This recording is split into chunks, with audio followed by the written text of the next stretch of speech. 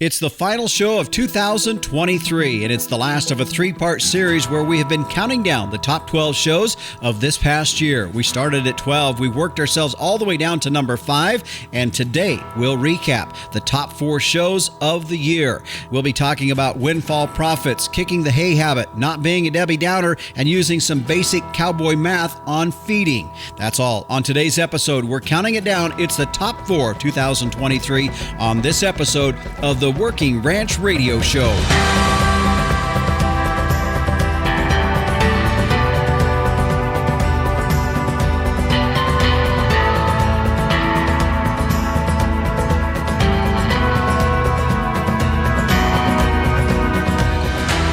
Well, congratulations. As we wrap up 2023, we look ahead and stare at 2024 that's before us, knowing that it's going to have its own challenges, but yet at the same time, we have to feel thankful that God blesses us with the things that we have each and every day, and we wish all of you a very good 2024 as well. This is the Working Ranch Radio Show. I'm Justin Mills, and we are glad to have you tune in and joining us for our program. Yeah, this is the final of a 3-part series as we have been counting down the top 12 shows. Today we'll get from 4 down to number 1.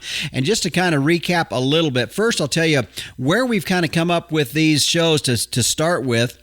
Was looking at total downloads, looking at first week downloads, also looking at 1 month downloads and those kinds of things, and the response that we saw in that, kind of a collaboration of those results, put that together, and that's where this list is derived from. So that kind of gives you a basis of that. One of the other reasons that I do this is because I know that a lot of the shows that we do throughout the year can be listened to at any point in time. We really try to focus on doing shows that aren't really timely so much. Now, occasionally we do, not to say that we don't, but we do try to do shows that at any point in time you can listen to them.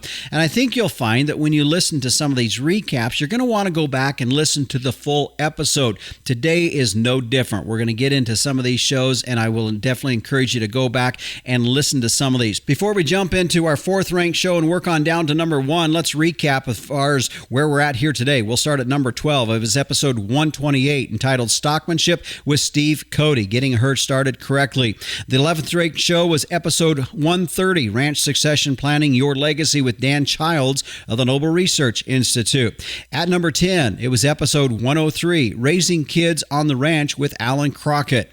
At the 9th ranked position, it was episode 145, Perspective from Dr. Neville Spear. At the 8th ranked show, episode 137, You Can Smell It Coming, Outlook on the Fall Cattle Market. That was an interview and a discussion I had with Clint Berry of Superior Livestock. The 7th ranked show, episode 100, which was almost a year ago here this week, Why Junior Shouldn't Come Back to the Ranch with Dallas Mount. Then the 6th ranked show was episode 123, Why Global Beef Supply Outlook is Supportive to Our Future Domestic Markets, a conversation I had with Brett Stewart of Global Agri-Trends. And we wrapped up last week with the 5th ranked show, episode 131, entitled Skills Needed for Today's Ranch Manager, my conversation with Rick Machen of the King Ranch Institute for Ranch Management. So that brings us to where we are here today at the 4th ranked show for 2023. It was episode 136, and it aired in September of this past year, and it was entitled Don't Screw Up Your Windfall Profits with Dallas Mount. Yeah, Dallas had been also in some other episodes in our top 12 as well. He was back in episode 136 as we talked about our windfall profits and how us as ranch managers and business operators need to be handling a higher calf prices and the money that we're going to be handling in our ranch operations with the uptick in the markets. Let's listen in on part of that show. It is really critical that we kind of pay attention as we head into this time frame of our cattle cycle and our markets and so forth. Yeah. It, when I sat down to write this article, it's one of those ones where sometimes writing these articles are painful. This one was not painful. It just, I bet I wrote this whole article in 10 minutes, right? It just rolled right out of me. But I feel like I'm getting to be one of those kind of grizzled old gray-haired guys at the cafe. We've been here before, right? We've done this before now. Maybe you and I are getting a little too much gray hair, but when I look back, what happened in 2014 around that era with really high cattle prices, the decisions that a lot of ranchers made then set their businesses up for really hard times the next several years. Mm-hmm. And I, the clients we work with and the people we follow, I want to caution them, let's not make the same mistakes that we made then this time. Yeah. And I always joke about the fact that, it's pretty easy to be a rancher when you're getting above average moisture and cattle prices are high. Yeah. Yeah, it can make things seem pretty easy and make us all feel like we're pretty smart, but just wait. We'll get humbled, won't we? Yeah. And so as we start that, so we don't have to be humbled quite so severely, let's go through some of these things and some of the ways that we can avoid not making those mistakes and go into that and let's maybe identify some of the things that can happen that we need to be cautious about. And I'll let you start. I know one of the first things was about employees. Yeah. So I just want to caution people about adding employees, right? When you have some extra cash flow and when the ranch is doing well, it's tempting to, let's bring Junior home, right? Mm-hmm. Let's add another person to the business. What we see as we look into a lot of these ranching operations is oftentimes for the amount of value that the ranch is producing, we call that gross product, right? For the amount of gross product that business is producing, many of our ranches are already overstacked. Okay. So what we want to caution people to do is don't make the problem worse in these years when it feels like cash flow is plentiful. Because we all know this thing's going to fall off the backside at some point, and you probably don't want to send those employees packing when it falls off, right? Because they're probably going to be a pretty integral part of your business. So just be really careful about adding employees now that you're not going to be able to support in maybe a couple of years. Yeah. Let's move to the next thing. And that is, well, now I can afford to buy this thing. And that's heard that. Now that's where my hand kind of goes up a little bit, because I have a tendency to want to say, you know what? All right, now we can buy X piece of equipment or whatever that may be. And we start to get a little heavy on the asset side when we were eating beans and rice. We didn't really need that so much. But again, a balance in that. But that is a real big issue that we have to deal with, is not getting too heavy on fixed assets that maybe aren't bringing the return back to the operation. Correct. And that's easy to do. We've all done it. We all want things that make our lives easier, that make the work more enjoyable. But just be really careful about structuring the business for failure later on. And we see this quite a bit where, let's say a generation has run the ranch and they've been successful doing that. And they've created a successful ranch business, and they've used some of that success to build a business that's comfortable to operate, right? That maybe has things we wouldn't have if we were starting out. Well, then they bring Junior on, or the next generation, and they say, all right, now here's the ranch business, and here's all this stuff that goes with it that you now have to support. Mm-hmm. Right. And now they're handing off a ranch business that is not economically viable because there's just way too much stuff for what the business would support. So the caution that I had in the article was be careful about compounding a problem of too much wealth tied up in stuff. Okay. So if you're looking at, hey, here's the amount of, again, this is the scale of our business. What's a reasonable amount of fixed assets, machinery and things that this business can support? And it's tempting to tie that up. One of the tempting things is to do that in the name of tax avoidance. Yeah. Right. And we're going to have a lot of stupid things done in ranching this coming year in the name of tax avoidance. Right. And I always go back to let the economics drive the business strategy. Right. If it makes sense from a business strategy standpoint to own this thing, let's own it, right? But don't let tax avoidance drive business strategy. We see a lot of stupid things done in the name of not paying tax to, well, let's just buy this thing instead of send the money to the government. Well, then the depreciation, the repairs, the ownership cost of that thing just eats you up in future years. Mm-hmm. That was something you mentioned too about the cost that we don't take into account on some of this equipment just to have it, to own it, to operate it. We just think, well, I'm going to go buy, this, whatever, and it's going to cost me $20,000, thinking, okay, that piece of equipment's cost me 20, and that's the only expense we think. But in reality, there's an annual cost to that. Absolutely. So our hip pocket number is 20% of the value of that machine is your annual cost of owning it, right? So if I'm going to go out and buy $100,000 piece of equipment, my annual ownership cost is about $20,000.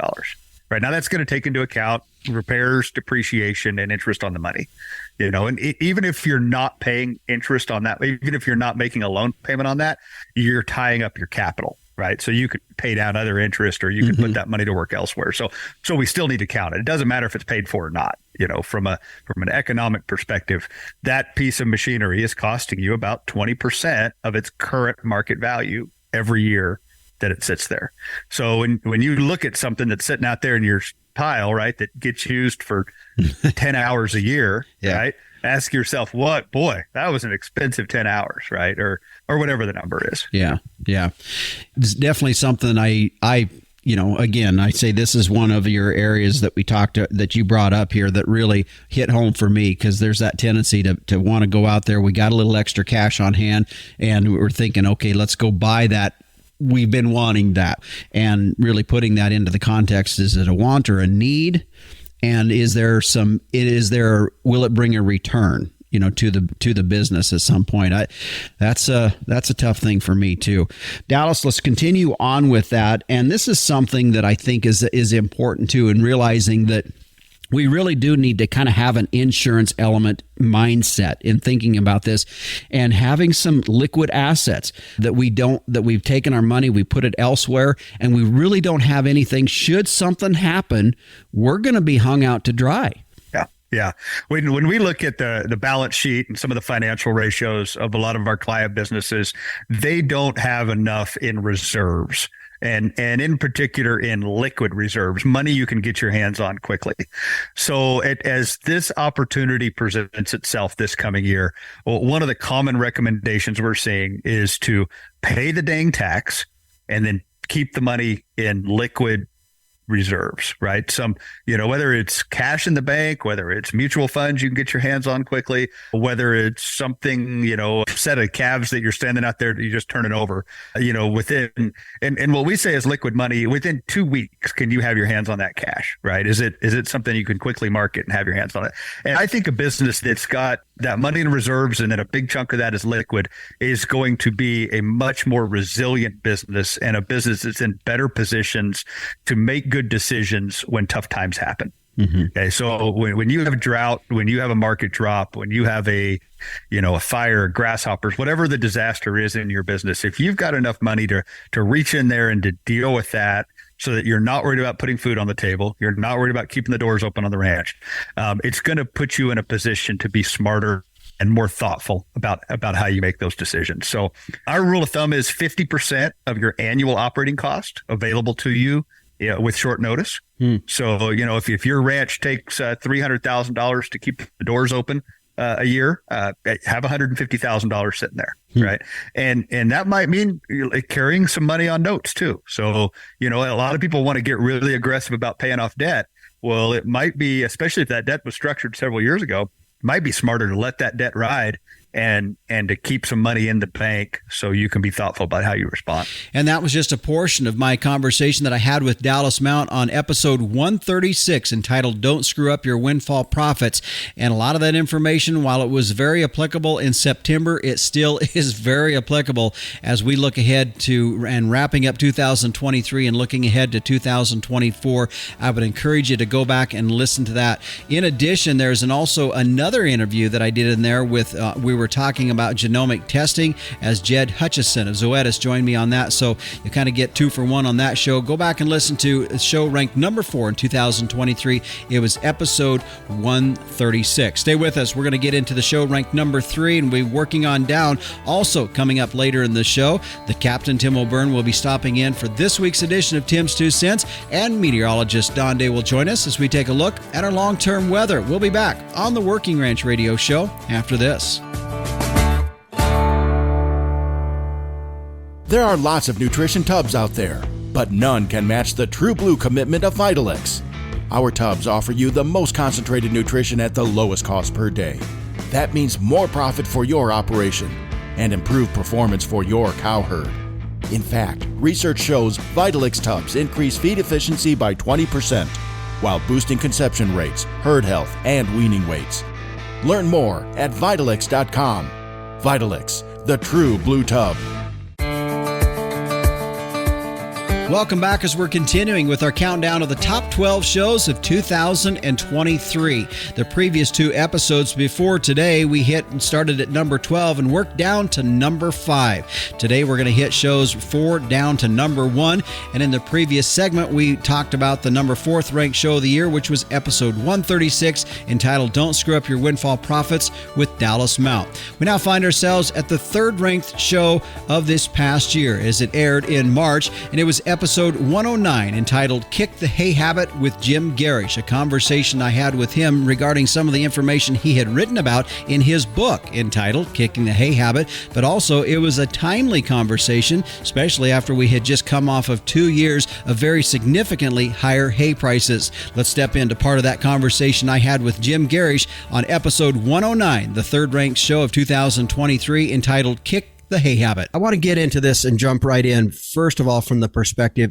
when folks are considering this concept of moving away from hay and how do they get that, I think really, and I mentioned this last week to our guests, I think there's some real concern. I think they really have some intrepidation. I know myself just kind of weaning away from more or less not relying so much on hay in those winter months.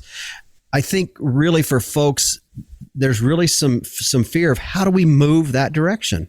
Well, that's exactly right. We have a lot of middle-aged ranchers who do not remember the days when we didn't make so much hay.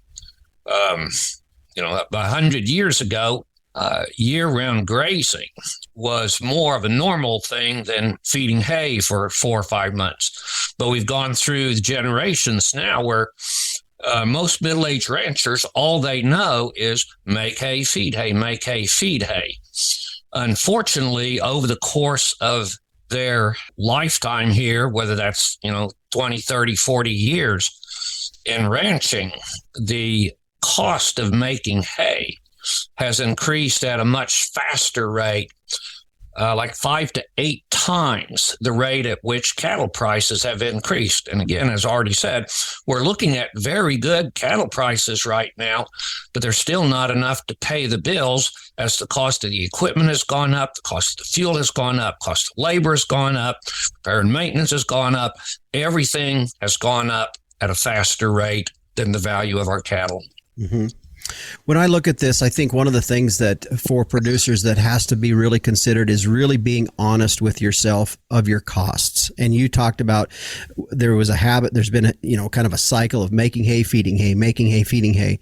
And really from that perspective, from an economic standpoint, is really understanding what are the costs that we have when it comes to making hay and maybe the opportunities of utilizing that hay versus other means of it being used. For example, like this year, I mean, you can make hay for maybe $100 a ton, but then you could be selling it for $200 a ton, but we're feeding it and we're not really getting a good picture of our cost to us as a rancher.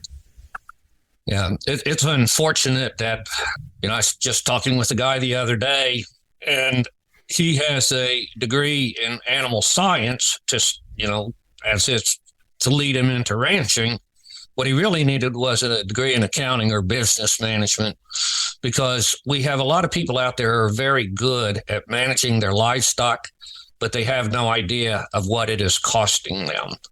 And you can't have a profitable ranching business if you don't know what your costs are and how to deal with them. And costs are different whether you're calving in February or if you're calving in May. Costs are different whether you're running yearlings rather than cows. And in many environments, changing the calving season by 4 to 6 weeks would make a huge difference in the bottom line of the business, largely because it would greatly reduce the amount of hay that they have to feed. And analysis after analysis shows feed costs is the number one determinant of profitability, particularly in the cow-calf business, but in livestock businesses in general. Feed costs is what we have to address first if we want to have a chance at profitability. Mm-hmm. Jim, on the book, Kick the Hay Habit, just right from the start here, I mean, what's in that book that's going to help me? Okay, Justin, I basically talk about that book in thirds. About a third of it is planning for the year-round grazing, and that includes the things like, what is your stocking rate going to be in the winter versus the summer? What are your winter grazing resources and availability? What's the best use of those? The second part of the book is what are all the different grazing options that you might have available for use? We have crop residues, we can have cover crops, we got perennial pastures, we've got native rangeland. We have different options to work with. So in that second third of the book, we cover those options, and some of those things we have to talk about regionally because some things don't exist in certain environments, obviously. And then the remaining third of the book is about implementation. That gets into the nuts and bolts of how do you assess your feed supply? How do you budget it out? What are the tools that we can use for in winter grazing in terms of electric fencing, stock water, supplementation, protein, because in some environments, protein supplementation is going to be essential for grazing dormant season grass. So that's basically how the book breaks out. 1/3 is planning, 1/3 is available resources, and 1/3 is implementation. Mm-hmm. Let's talk a little bit about that front third of that book, and that's a little bit of the planning, because I think this is something that in that process, is that an aspect where you need to evaluate literally physically where your place sets, what it grows, what it doesn't grow. Is that kind of what you're talking about with elements of that planning part? Yeah, that's right. And you really need to figure out on a month-by-month basis, what do you have available, or what could you establish and make available so that you have a grazable resource in that month. And again, this is part of it that's going to differ regionally. Mississippi and Montana obviously are two different places, two different sets of resources. But everywhere that you go, there is more than just one resource to work with. Then another important part of the planning is enterprise selection, the number and class of animals you're going to have on the place. Get an example of that. Part of the way we got to, back when we lived in Missouri, the way we got to a feed and no hay operation was we had a proper enterprise balance. About 60% of our year-round grazing resource was dedicated to our cow herd, and then 40% was our flexibility, and most of that flexibility occurs there in Missouri was from middle of April to the middle of August. So that's when we brought additional stock in, either custom grazing or purchased livestock. And what in the normal situation, most people would have taken that spring surplus of growth, turned it into hay, and then fed it to the cows in the wintertime. We took the spring surplus of growth and turned it into a revenue stream by having a non-cow enterprise at that time. And that was the ratio that worked for us because we based the size of our cow herd not on our summer grazing potential, but on our winter grazing potential. And that is a very key part of structuring your ranch business. To give you the opportunity to graze cows year round is you've got to have some additional enterprise or enterprises that you can move in and out of and liquidate those stock when the time comes to get them off the place. So you have feed either growing or feed in reserve for your winter grazing for the cow herd. Jim, just a couple more questions here. One, and you talked about it in the first segment a little bit, and I want to go back to it a little bit, mainly to kind of reiterate that, because one of the things you talked about is really analyzing our production cycle, meaning when we calve, when we breed up, that matches the environment we're in. And it's going to be different. Just for example, last week, I was talking with Vance Mitchell down in Lolita, Texas.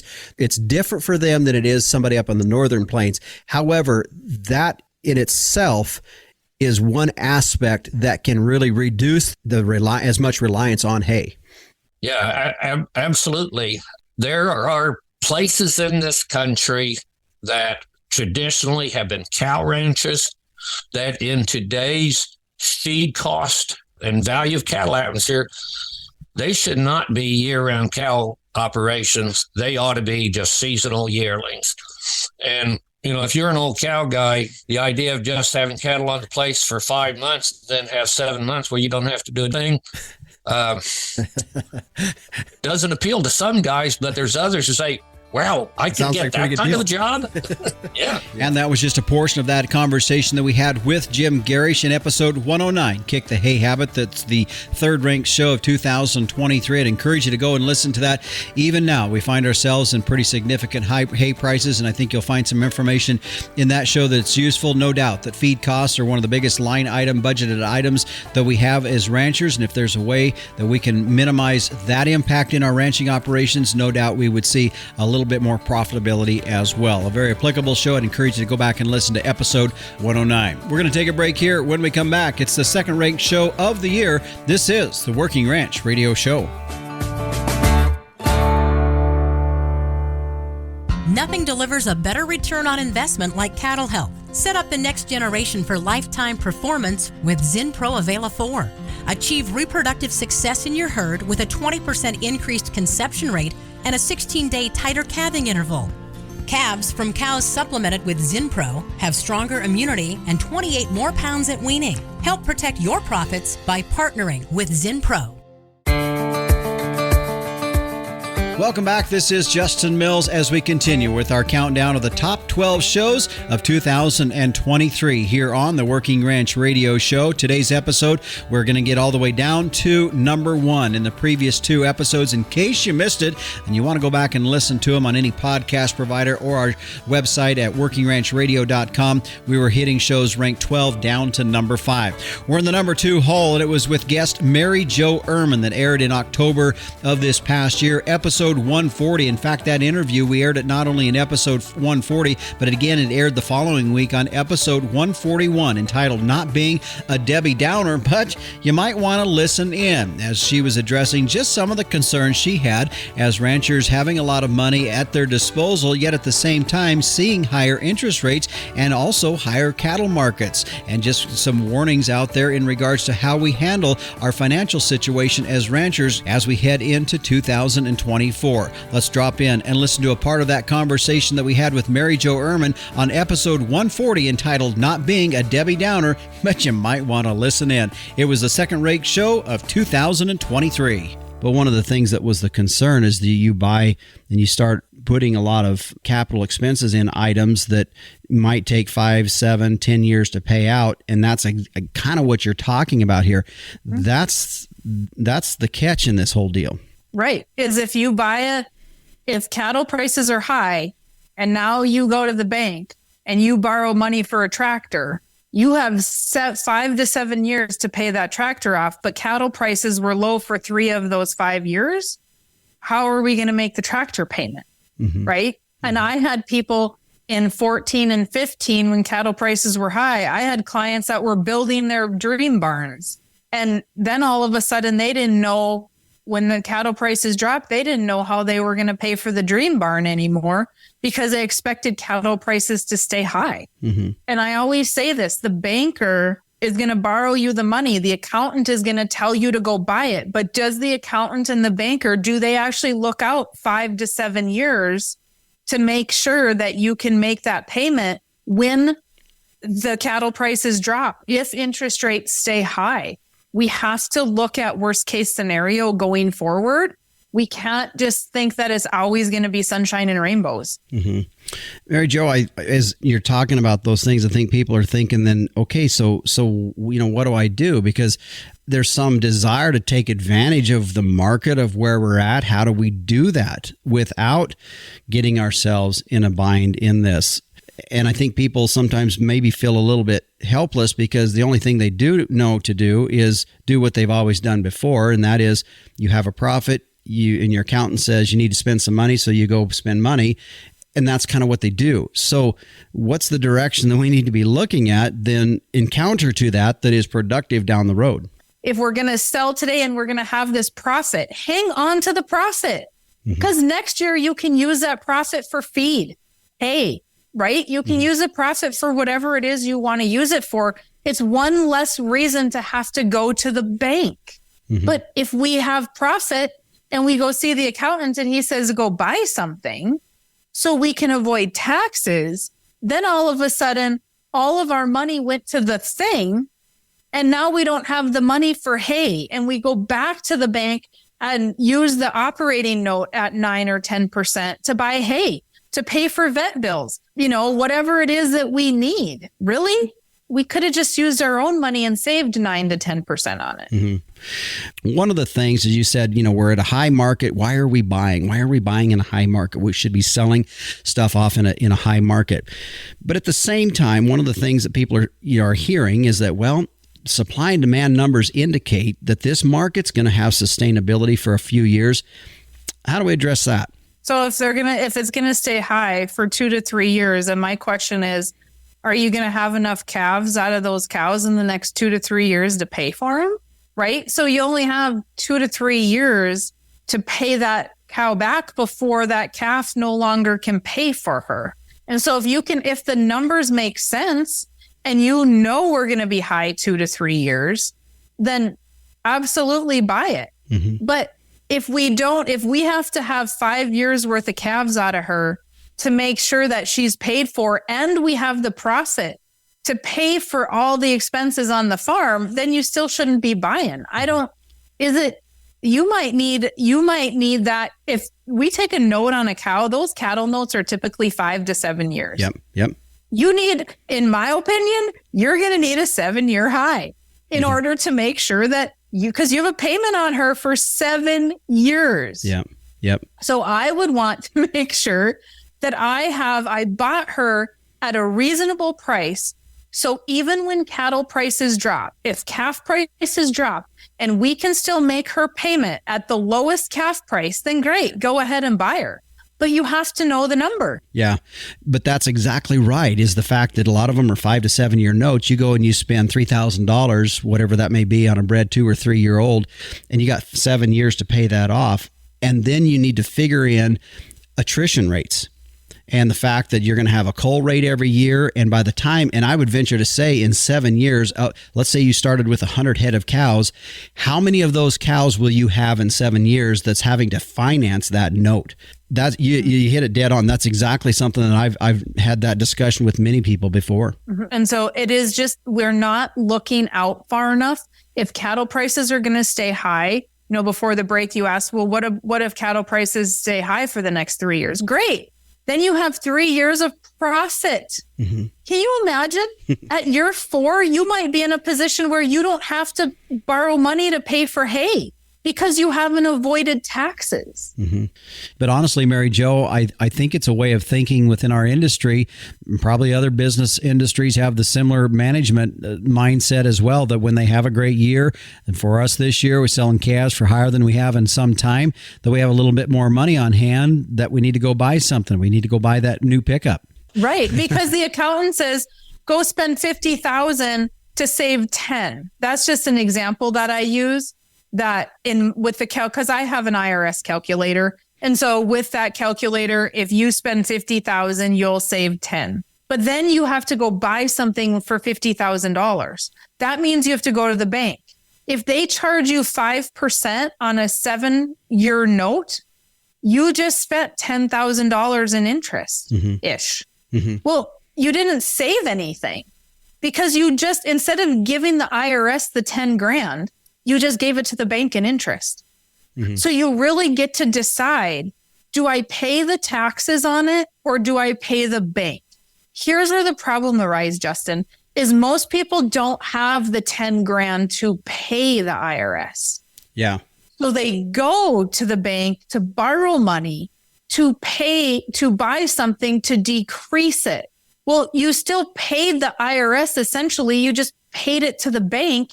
And you did it over 7 years. Yeah. Then you put yourself on the struggle bus for 7 years, figuring out where that money is going to come from to make the bank payment. Want to go to one final point, and I wrote this down in my notes after I listened to your podcast. You made a little bit of a comment just a bit ago about this, and I think it's one of these things as we look at these next few years, and it's this: do things a little slower. That was something I pulled out of your podcast. You just made a comment about that as well. Expand on that. We don't have to grow our operation so fast that we get into financial trouble. We all want to go in and borrow money for land and borrow money for cattle and borrow money for equipment. And we all think we need everything. Do we really? Can we grow a little bit slower and not have the financial strain and get caught with our pants down, essentially, right? Because we're buying so fast and we want to compete with the neighbors and we want to get big that we try to do it quickly and we could end up losing everything.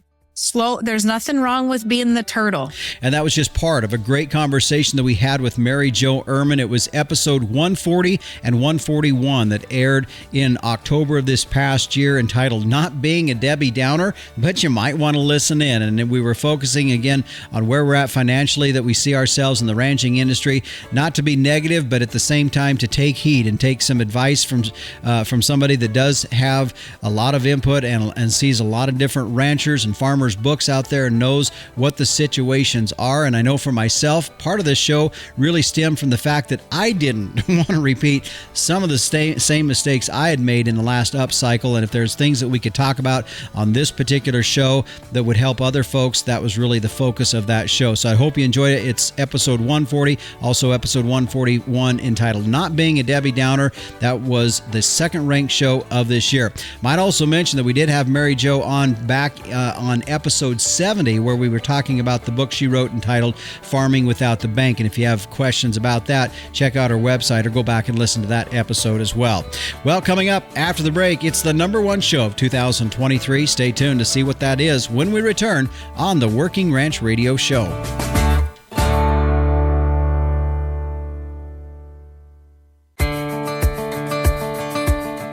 Welcome back to the Working Ranch Radio Show, and we are here. Yes, this is the culmination of the last two episodes, as well as we've been counting down the top 12 shows, and now we reveal what the number one show was for the year. It aired in November of this past year, episode 142, entitled Cost-Effective Feeding Using Some Basic Cowboy Math, as Dr. Mark Johnson from Oklahoma State University joined us. The real popularity of this show was that it pretty much hit on some very practical and useful information and went through a scenario that was probably applicable to a lot of us here in the ranching industry. Let's step into that episode 142, the number one show of 2023, entitled Cost Effective Feeding Using Some Basic Cowboy Math. What's kind of the basis for where this article is stemming from? What we did was took a look at, a couple commonly available protein or range cubes, as we would think about them. And, at the time I wrote the article, we could buy a 38% crude protein range cube. It's about 70% TDN, and TDN's just our measure of energy content in those cubes. Those cubes right now are costing about $4.75 a ton, and we could buy a 20% range cube or 20% crude protein and also 70% TDN or energy. And those 20% cubes are costing right at $3.50 a ton right now. And so, if I'm at the feed store and I know I need to most likely get some protein supplement in my cows, that basic price per ton, it's certainly more appealing to think about buying the 20% cubes at $350 a ton. But if in fact we're going to buy them to meet our cows' protein supplement need, we actually ought to break that down and think about what we're buying for the given price. And so some of the numbers that I worked through in our Cow-Calf Corner article, and I think this article also is going to appear, if not already, pretty soon in the Hereford World publication. But if we take a look at those 38% cubes, that on an as-is basis, that ton of feed or cubes that we're buying at $4.75, if there's 38% crude protein in them, we're actually buying 760 pounds of crude protein for that $475. And so we take the $475 a ton price and divide it by the 760 pounds of crude protein we're purchasing. That is 62.5 cents per pound of crude protein in that particular 38% cube. Now, those 20% cubes, by that same math, we're actually buying 400 pounds of crude protein. And so at the $350 a ton price, we divide the 400 pounds of crude protein into that price, and those cubes are costing us 87.5 cents per pound of crude protein purchased. Now, if we're looking at the energy purchase on the TDN content of both those at 70% TDN, in both cases, we're buying 1,400 pounds of energy. And so the 38% cubes per unit of TDN or energy, we're paying 34 cents. The 20% cubes per unit of energy or TDN, we're actually only paying 25 cents. And so this is a protein supplement cube we're looking at. If we found ourselves in a situation where energy was the primary thing we wanted, you could argue that the 20% cube is the best deal. But if you are needing to meet protein requirements of cows through supplementation of either of these, the 38% cube at 62.5 cents per pound of protein is your better buy. And so that's the initial assessment, looking at the economics of it. And then from there, we want to identify what is our feeding goal. Mm-hmm. And so, the numbers we're going to look at, we've got an average mature weight on the cow herd of 1,300 pounds. Those cows, they had bulls turned out with them the beginning of May. So we anticipate that we're about 100 days away from calving sometime, that first week or 10 days of February when they would start. And we look at those cows right now, body condition on them is good. They're right at a 5.5 body condition score. We have got a pretty good amount of standing forage in the form of native grass. And so we know that they can eat that every day. We really just want to maintain them, in what they are. And so assuming that native grass pasture, dormant native range this time of year in Oklahoma is going to be about 5% crude protein and about 55% TDN, then we would anticipate those cows are going to eat probably 1.9 to 2% of their mature weight in forage dry matter every day. So we're just going to say they're going to ingest 25 pounds of forage dry matter on a daily basis. If we take that at a 5% crude protein level, that means those cows are going to consume about 1.25 pounds of crude protein each day.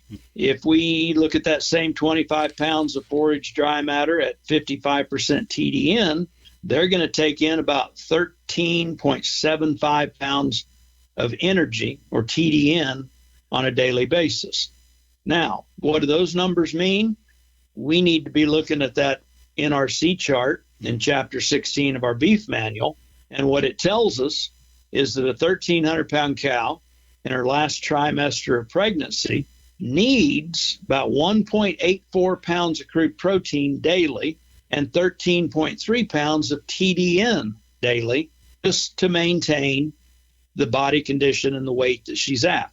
So we're going to ingest 13.75 pounds of TDN from our standing forage. We have no energy deficit, but we're going to be right at 0.6 of a pound shy of those cows meeting their crude protein requirement. Mm-hmm. They need 1.84. They're actually going to take in 1.25. Therefore, this is one of those instances we find ourselves in. Those cows need some protein supplementation. Otherwise, protein's going to limit the benefit of the grass. They're going to lose weight. They're not going to be in the shape that we want them in when they start to calve here at the beginning of February. So we've got 60 cows, and we've got about 100 days of supplementation that we need, and we're determining the most cost-effective way to meet that 0.6 of a pound of crude protein that they need each day. Now, earlier we talked about those 38% cubes and those 20% cubes and their respective price per ton. And from those numbers, we figured out that that pound of crude protein that we're buying in the 20% cubes is actually costing us 87.5 cents. That pound of crude protein per unit that we're buying in the 38% cubes is actually only costing us 62.5 cents per unit of crude protein. So working through the math, it's going to take about 3 pounds a day of those 20% cubes to meet the protein deficit in these cows. It's only going to take a little over 1.5 pounds of the 38% cubes to meet that. If we take our protein deficit of 0.6 and multiply it by that 87.5 cents that we figured the 20% cubes were costing per pound of protein, it's going to cost us 52 cents a day to meet those cows on a per head basis with the 20% cubes. Now, if we do that with the 38% cubes, that 0.6 of a pound deficit multiplied by 62.5 cents a pound, it's only 37 cents a day that it costs to meet their crude protein requirement by supplementing with the 38% cubes. Now, if you're like me, well, big deal. 37 cents compared to, what do we say, 52 cents a day. One the other. But we got 60 cows and we got 100 days of supplementation. And so we take those daily costs and multiply them by 60 cows and multiply it by 100 days. And what we come up with is to meet those cows' needs with the 20% cubes is going to cost us right at, I think it works out to $3,120 is our expected feed bill off the 20% cubes at a cost of $3.50 a ton. But we could do the same thing with the 38% cubes for $2,220. Yes, they cost more per ton, but the cost per unit of protein is actually considerably less. And so the difference between the $3,120 and the $2,220 is right at $900 we save by taking a look at those feedstuffs on a per unit of nutrient basis, in this case, protein, and making the right choice on our purchase to supplement with. We saved $900 by supplementing with the 38% cubes. Well, you can tell why it was the number one show, as it was a very practical and useful information and simplified a process, I think, for a lot of folks that maybe had been very complicated in their minds. One of the things that we did do, knowing that he did have a lot of information and numbers that he was going through in there, is if you go to our podcast website at workingranchradio.com, you will find links to this scenario he worked out, as well as different links that are available so that you can do some of this figuring on your own. So that was the number one show of 2023, is episode 142 with Dr. Mark Johnson of Oklahoma State University, that aired in November, entitled Cost Effective Feeding Using Some Basic Cowboy Math. It was a year of a lot of great episodes, and a big thank you to all of our guests that joined us, because I can tell you right now, if it wasn't for the information that they shared with us, it wouldn't have been great episodes. So I appreciate all of them doing that, and I'm looking forward to what 2024 has in store for us for upcoming shows as well. We're going to take a break here. When we come back, the Captain Tim O'Byrne will be in with this week's edition of Tim's 2 Cents, and meteorologist Don Day with a look at our long-term weather. We'll be back on the Working Ranch Radio Show after this. Fascinated by our wild weather? Now you can learn, appreciate, and understand the weather in your own backyard with the new Tropo Rain Gauge. Having achieved the highest rating of any product reviewed by the weatherstationexperts.com, the Tropo boasts rugged durability, impeccable accuracy, and precision to the 100th of an inch. Visit measurerain.com to order a Tropo today and use code RAINDAY, that's RAINDAY, for free shipping and 10% off. Go to measurerain.com. Welcome back, as it's time now to check in with the Captain Tim O'Byrne, as we find him this week, of all places, rummaging around in a storage unit in Nevada. What's that all about? Well, here's this week's edition of Tim's 2 Cents. Hey, Justin. Hey, everybody out there in Working Ranch Radio Land. Christine, say hi. Hello, everybody. Where are we? We're at the Working Ranch magazine storage unit in downtown beautiful Cactus Knuckles, Nevada, and we are getting ready to ship the booths to Orlando for CattleCon 2024.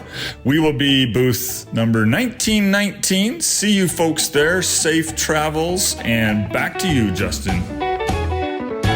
All right, thanks, Captain and Christine. Appreciate that. And by the way, if you do want to find out more information about CattleCon 24, that's going to be in Orlando the end of January, first part of February, you can just pretty much search in your web browser CattleCon 24, and it'll take you right to the convention website.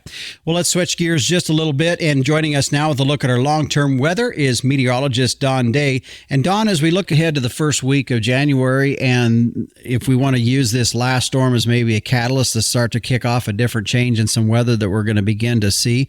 With that, we do know when I look at the weather map that you put out there, we're just seeing low after low after low continuing to build up in the north. And at some point, we're going to start to see some colder weather, and that's what you guys are seeing as well. Yeah, that cold air that we brought up a few times that was over Asia and Siberia over the last week has started to move across the North Pacific. A lot of stormy weather developing across the Pacific Ocean. We're also seeing cold air really beginning to build again up in the higher latitudes of Northwest Canada, the North Slope of Alaska. So when we put those Pacific storms with that Arctic air buildup, we're likely going to see plenty of winter weather across the U.S. in the month of January. And this will be especially true after the 3rd or 4th of the month. Okay. And with that, what do you see as far as it, excuse me, and with that, what do you see as far as it moving south? I mean, we're up here in the northern part, if you want to take I-70 and maybe be the splitter between the country, north-south, everybody above the north side of 70 is probably okay. Yeah, we can expect some winter, but how far below 70 do you see some of that weather getting into? Well, that, south of 70 has been very active here over the last few weeks with rain and some snow events, and they're going to stay that way. So I still think that there's going to be a preference to the central and southern areas of the U.S. to have the most active weather. And that is something that we had talked about when we talked about our long range forecast this past late fall, was that I-70 corridor and point south and up to I-80 was going to be the areas most active, and I think that will continue. All right. Well, Don, hope you have a good New Year's, and wishing you the best in 2024. Happy New Year. You bet. And again, meteorologist Don Day can be found each and every morning on his daily video podcast. If you want to follow along, you can find a link to that. It's a YouTube channel at dayweather.com. We'll take a break here and wrap up the show when we return on the Working Ranch Radio Show.